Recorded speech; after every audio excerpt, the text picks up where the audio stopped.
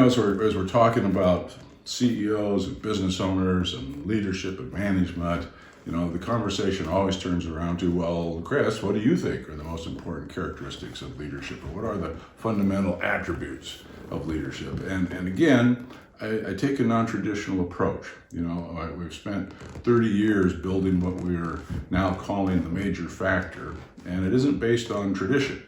Right? It's a different way of looking at the world. It's a different set of practices. It's a different way of generating success that, frankly, others just can't barely imagine. So we'll talk about that later. But for now, the question that we wanted to chew on was, well, what is leadership?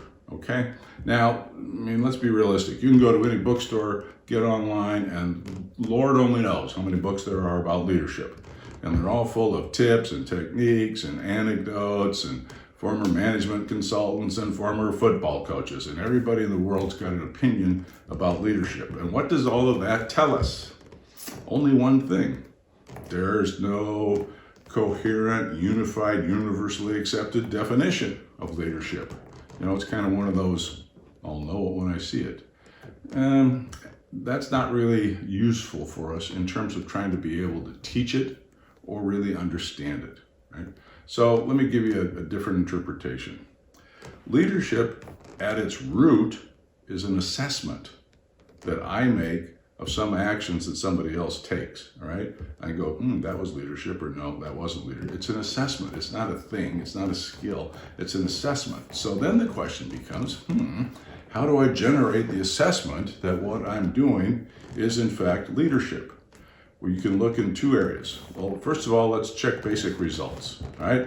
If I'm going to be a leader, I have aspirations to be a leader, what's the number one thing I need? Followers. Yes, that's right. You're not a leader if no one's following you. Okay, great. How do I get followers? Well, there's a couple different things you want to pay attention to here. Leadership, in the end, is a conversation. Right? And it's a conversation that evokes action in others. So the fundamental skill of leaders, three things. So let's say the fundamental skills, make that plural. One, centering.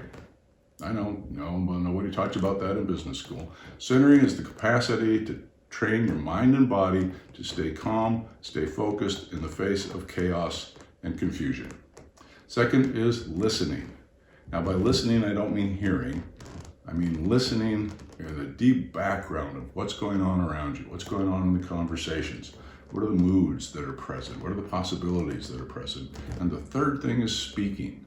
Now, speaking, it sounds, well, everybody knows how to speak, and I don't mean Toastmasters kind of clever oratory. What I mean is crafting the kinds of conversations that mobilize people into action.